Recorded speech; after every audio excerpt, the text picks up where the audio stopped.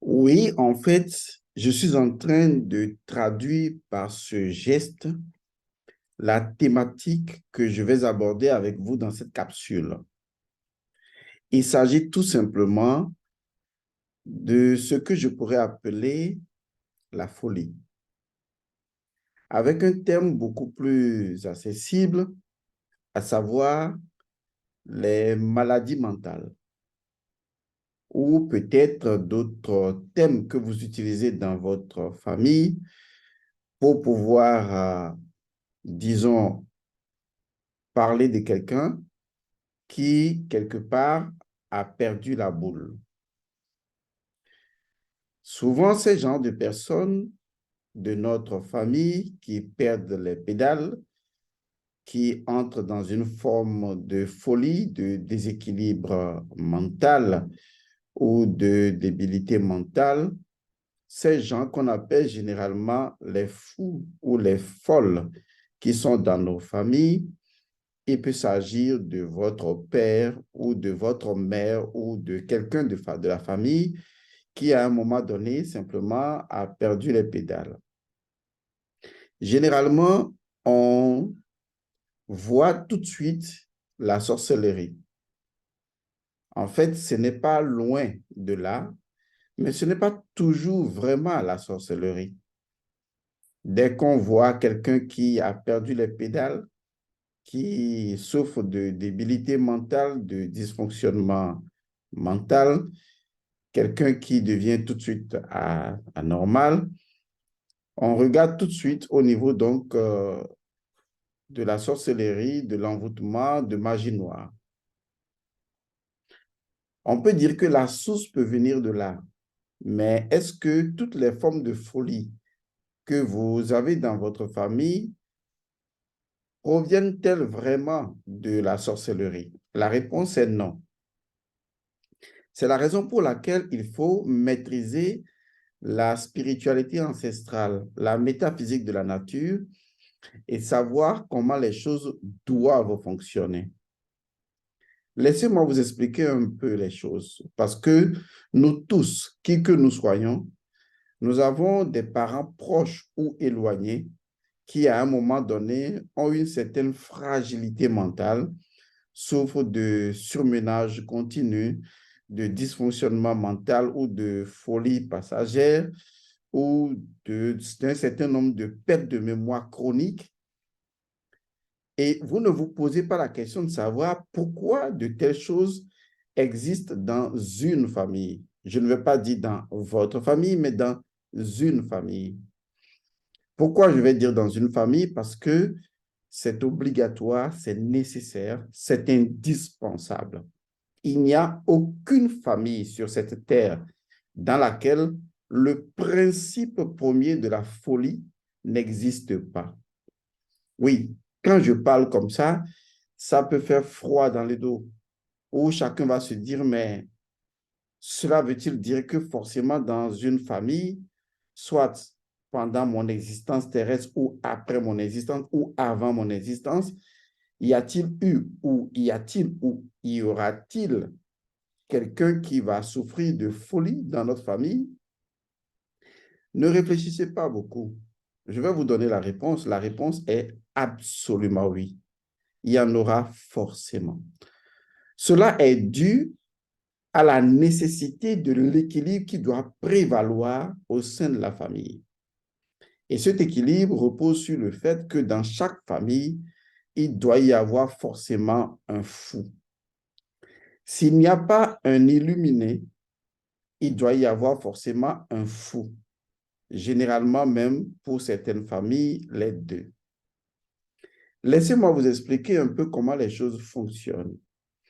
Parce que souvent, vous luttez contre tout et rien.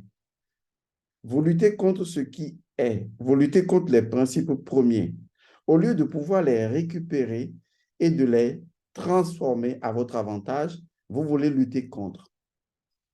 La folie fait partie de ce que je pourrais appeler l'énergie sétienne.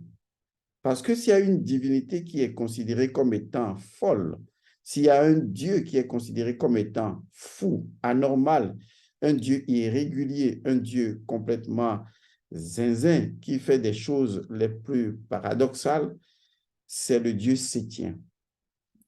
Une partie de son énergie représente justement la folie et incarne la plupart du temps les personnes de votre famille qui ont une certaine fragilité psychologique et qui peuvent naturellement virer dans une forme de débilité mentale, de schizophrénie, de déséquilibre mental ou de dysfonctionnement mental, quel que soit l'état dans lequel ils se trouvent, en fait, pour résumer, de folie. Lorsque vous avez un fou dans votre famille, ceci est un conseil personnel que je vais vous donner. Je vous en prie, occupez-vous-en. Je vous assure, il faut vous en occuper, s'il vous plaît. Je vous le dis avec toute la grande sincérité de mon cœur. Vous savez, l'ignorance nous fait faire des choses, des fois les plus impardonnables, les plus incroyables. L'ignorance nous fait faire des choses les plus graves, vraiment. Mais si aujourd'hui vous avez quelqu'un comme moi, je ne suis forcément pas le seul, mais si vous avez quelqu'un comme moi, comme nous, des gens avisés, des personnes de sagesse qui arrivent à vous dire les choses vraies, alors s'il vous plaît, écoutez et que ça reste en vous, dans votre cœur. Si aujourd'hui, vous avez un fou dans votre famille, si aujourd'hui vous avez une folle dans votre famille, je vous en supplie, occupez-vous-en. Faites-lui du bien. Prenez soin de lui ou d'elle. Il est indispensable que vous le compreniez. Maintenant, je vais vous clarifier un peu les choses. Ce qui fait qu'en fait, chaque famille, obligatoirement, par la loi de nécessité du sang de la famille, doit avoir un fou ou peut-être un illuminé s'il n'y a pas un fou. En fait, les deux sont liés en fait, à la différence que l'illuminé possède encore toute sa tête, mais que le fou est un illuminé qui a perdu complètement sa tête. Vous savez, les familles sont comme une industrie. Une industrie est une disposition qui produit. Et ce qui produit, eh bien, produit forcément des déchets. Et lorsqu'on dit des déchets, ce n'est pas mauvais en soi. On est d'accord. Aujourd'hui, on fait dans du recyclage. Donc, le déchet n'existe pas pour la nature. Ce qui est déchet pour vous ne l'est pas forcément pour une autre créature qui peut consommer vos déchets. Donc, ne le prenez pas mal. Toute industrie produit des choses du rejet. Maintenant, considérez votre sang comme une industrie spirituelle. Et dans ce sang, il y a un certain nombre de divinités, en fait, de principes premiers, et naturellement des ancêtres d'un ensemble de personnes, de personnalités spirituelles qui ont travaillé avec ce sang. Et naturellement, toutes les personnalités spirituelles qui constituent votre généalogie du sang remontant à X temps dans le passé, jadis, n'ont pas forcément agi de façon équilibrée. Et donc, naturellement, de déséquilibre en déséquilibre, le déséquilibre lui-même atteint un point culminant, un point final, un point au-delà duquel le déséquilibre ne peut plus aller. Et donc, à partir de ce moment, le déséquilibre devient une loi, crée sa propre loi au sein donc de votre lignée de sang. Et ce déséquilibre devient une entité qui, tôt ou tard, va forcément avoir besoin d'une enveloppe charnelle pour manifester ce déséquilibre. La plupart du temps, ce qui conduit à ce déséquilibre et donc à l'incarnation par un être humain de ce déséquilibre et naturellement d'une forme de folie, qu'elle soit permanente, passagère ou caractérielle, c'est en fait l'élément fondamental, c'est la purification. Lorsque les familles ne se purifient pas collectivement, lorsque les familles n'ont pas de chef spirituel qui orchestre, organise, qui véhicule des rites, des rituels de purification pour l'ensemble de la famille ou pour l'égrégore de la famille, eh bien, le véritable problème, c'est qu'à un moment donné, les choses, et retenez bien cette loi, toutes les choses tendent à retrouver leur propre équilibre. Et à un moment donné, votre sang voudra retrouver son équilibre. Et pour retrouver son équilibre, votre sang devra manifester une forme de fragilité totale, de telle sorte que toute personne qui devient porteur dans son âme, son énergie proche de cette fragilité, eh bien, cette personne peut incarner naturellement ce rôle, et ce n'est qu'un rôle, ce rôle de ce principe de la folie, qui en réalité est une divinité, qui en réalité fait partie de votre famille. Le fait de ne pas s'en occuper est une forme de trahison à votre propre sang, parce que cela revient donc à ne pas reconnaître votre responsabilité spirituelle dans ce qu'il se passe. Parce que, après tout, eh bien, le fou de la famille est celui qui porte la croix, votre croix, et qui en même temps traduit de façon symbolique le fait que, grâce à son sacrifice, vous êtes préservé de la folie. Généralement, dans certaines traditions, lorsque vous allez faire des consultations et qu'on voit que dans votre famille, il y a quelqu'un qui souffre de la folie ou qui a la folie, mais que personne ne porte cette folie ou que cette folie n'a pas été en quelque sorte, disons, cadrée, où on vous demandera, est-ce qu'un de vos parents a souffert de la folie? Et vous dites oui. On vous dit, attention, vous pourriez en souffrir. Parce que justement, non seulement vous n'avez pas honoré une personne porteuse de cette folie, puisque vous l'avez critiquée, vous ne l'avez pas aimée, vous avez à la limite considéré cette personne comme étant une honte à votre famille.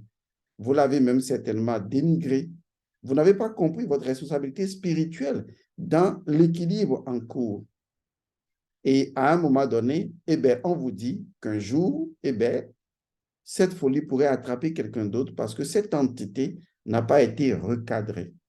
Et donc, il n'y a pas eu ensuite, du fait de s'occuper donc d'un fou de votre famille, il n'y a pas eu des rituels pour prendre conscience de la gravité de la situation et maintenant, tout simplement, recadrer spirituellement le fou. Recadrer le fou, eh bien, cela peut se faire avec le fou actuel qui peut naturellement être guéri lorsqu'on pratique le transfert de sa folie à travers, par exemple, un élément comme une statuette qui représente tout simplement symboliquement cet individu ou une statuette dont les rituels permettent justement de transférer l'entité spirituelle de la folie à l'intérieur de cette statuette. Cela permet donc de reconnaître que la purification doit être faite à plusieurs reprises dans cette famille. De deux, une fois que cette entité est arrivée à son point culminant, il faut forcément l'emprisonner dans une autre forme, autre que la forme physique. Autrement, lorsque quelqu'un va mourir, eh bien, l'entité va rechercher un autre corps et cela va se faire encore et encore. Retenez ceci, une entité est une réalité scientifico-spirituelle. Parce que pour qu'il y ait entité, il faut qu'il y ait énergie. Jusqu'à présent, la science ne nie pas l'énergie. Mais où se trouve l'entité dans le fait de l'énergie?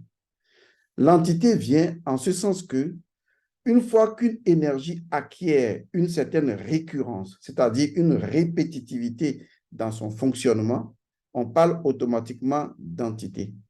Car la répétitivité, donc la récurrence, est une loi qui, en réalité, permet à la forme de maintenir sa durabilité. Et donc, la forme d'une chose ne peut se maintenir durablement que lorsque nos lois répétitives récurrentes permettent de maintenir cette forme-là. Et ça, c'est purement scientifique. Donc, ce qu'il faut comprendre, c'est que lorsque vous avez un fou ou une folle dans votre famille, votre père, votre mère, n'importe qui, il faut vraiment s'en occuper et comprendre votre responsabilité, inviter toute la famille ou les personnes qui peuvent comprendre à verser simplement dans la purification. Ce qui crée généralement la folie, c'est également le déséquilibre identitaire accru.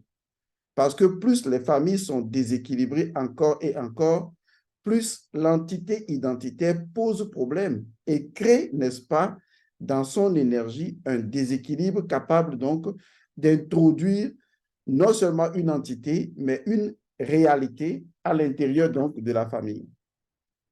Alors, l'autre chose qu'il faut comprendre, c'est la capacité d'emprisonner, n'est-ce pas, une entité à l'intérieur d'une statuette.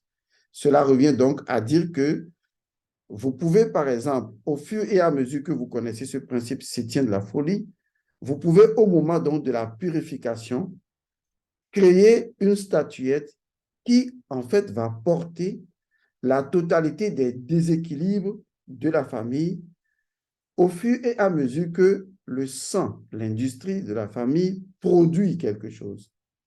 Cela permet d'anticiper. Vous voyez, cela permet d'anticiper sur les cas de folie. Et donc, la purification permet d'anticiper sur les folies. Parce que de plus en plus de personnes m'écrivent ces temps-ci pour me dire ma maman souffre de déséquilibre, telle personne souffre de schizophrénie, telle personne souffre de, telle personne souffre de.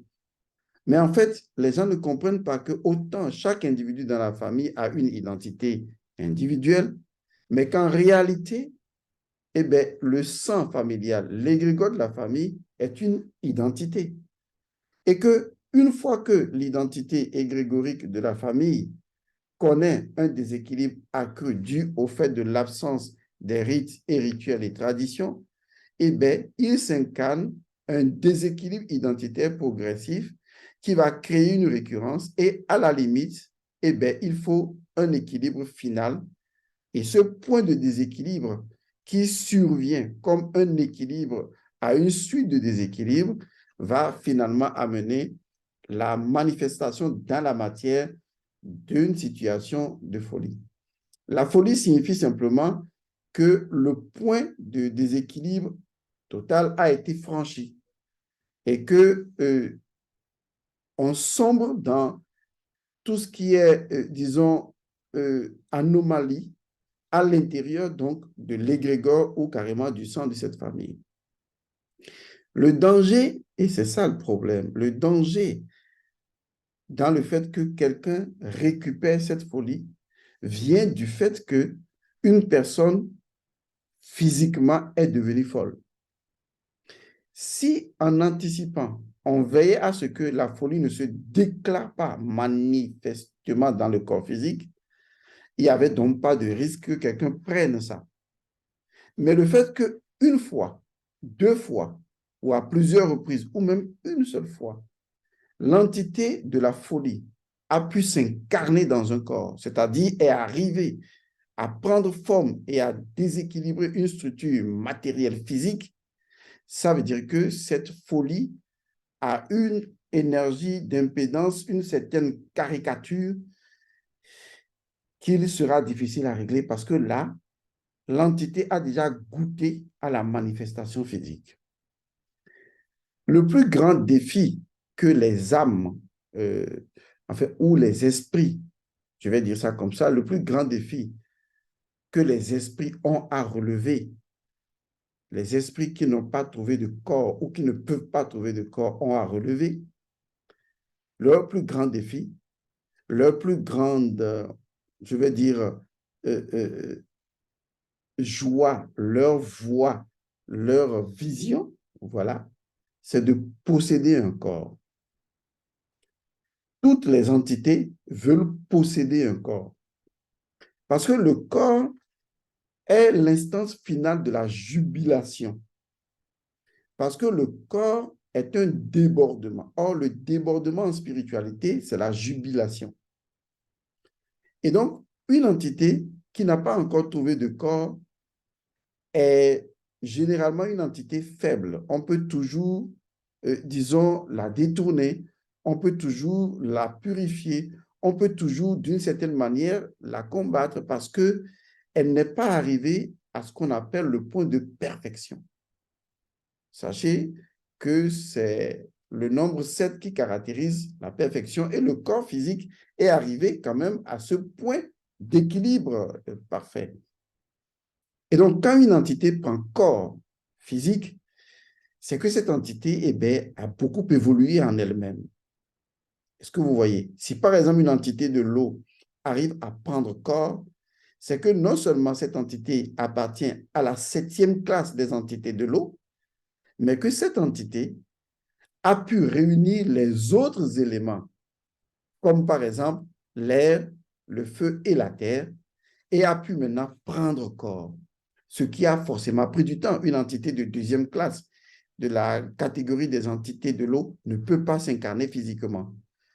Par contre, les entités chefs, qui sont les entités de 7e classe, peuvent s'incarner parce que ces entités sont à une frontière où elles peuvent facilement acquérir les 3 autres éléments. Et si elle acquiert les 3 autres éléments, eh bien, c'est facile. Une entité de l'eau peut prendre corps et s'incarner comme un être humain, ce qui lui était impossible en tant qu'entité de l'eau.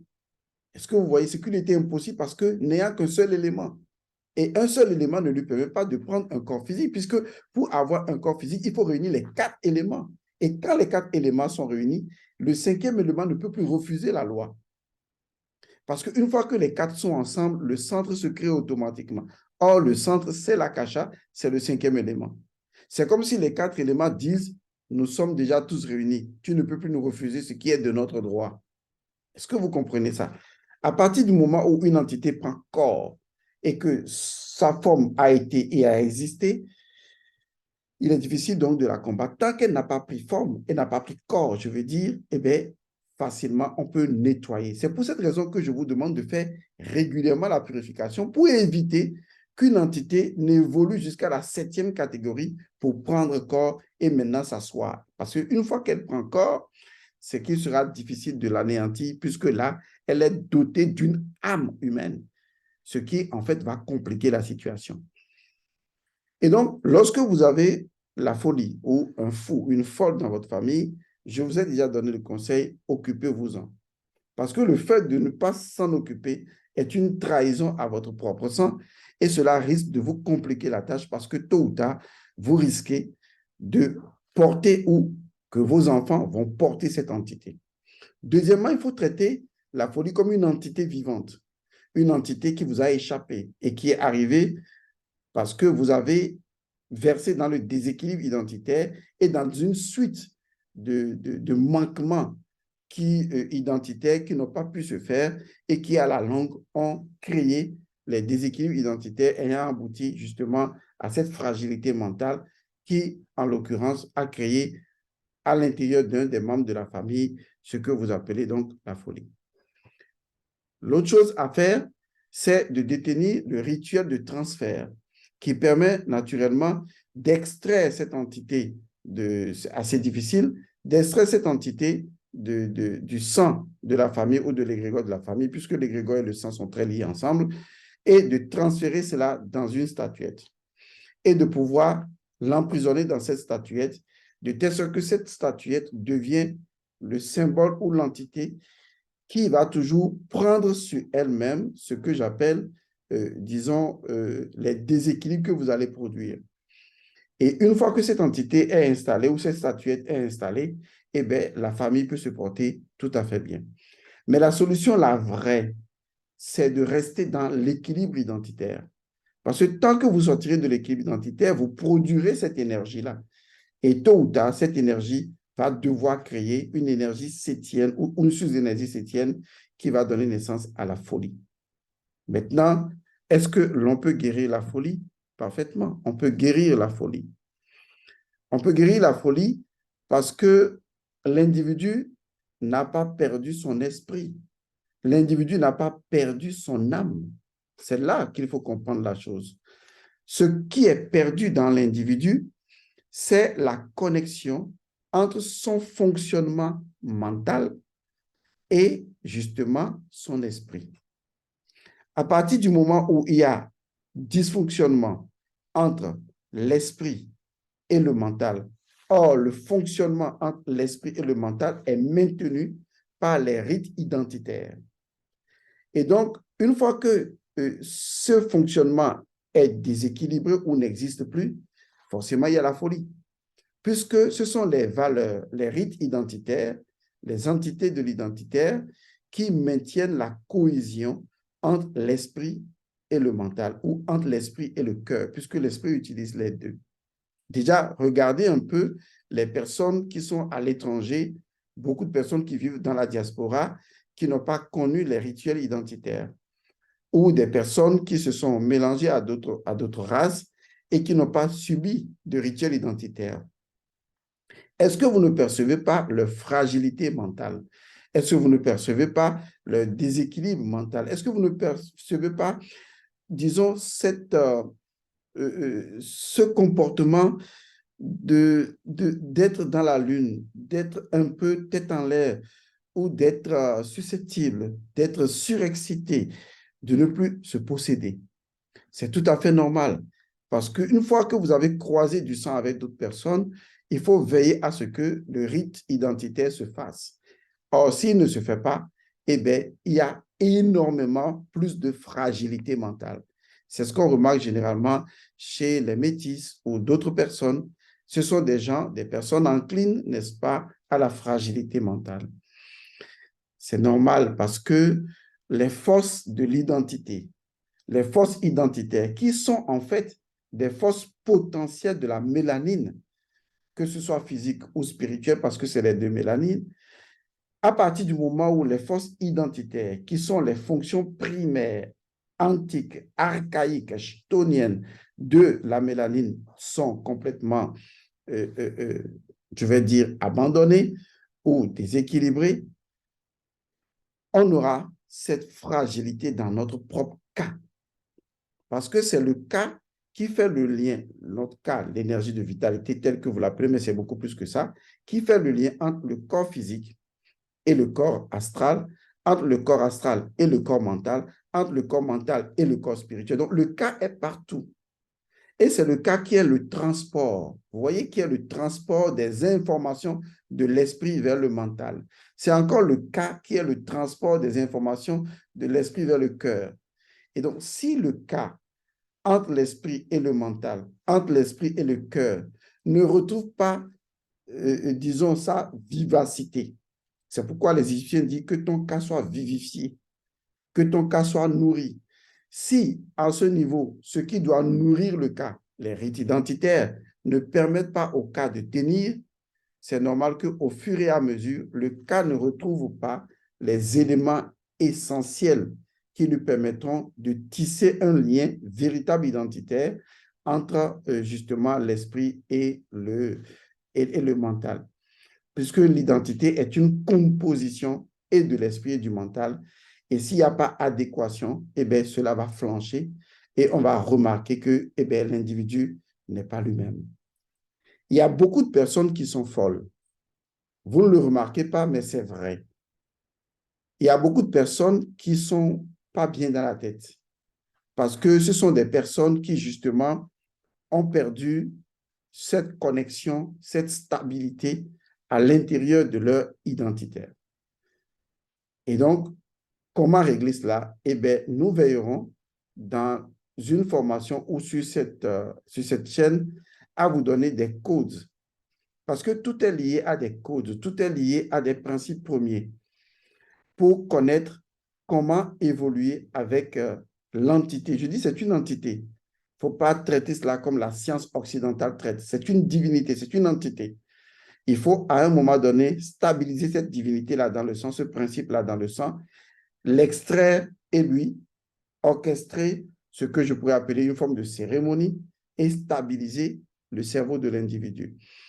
Je vous fais cette capsule pour pouvoir vous dire ce que c'est, parce que c'est essentiel de connaître les choses et de commencer à se prémunir en adoptant les comportements identitaires, les comportements chthoniens, les comportements qui sont en adéquation avec la nature.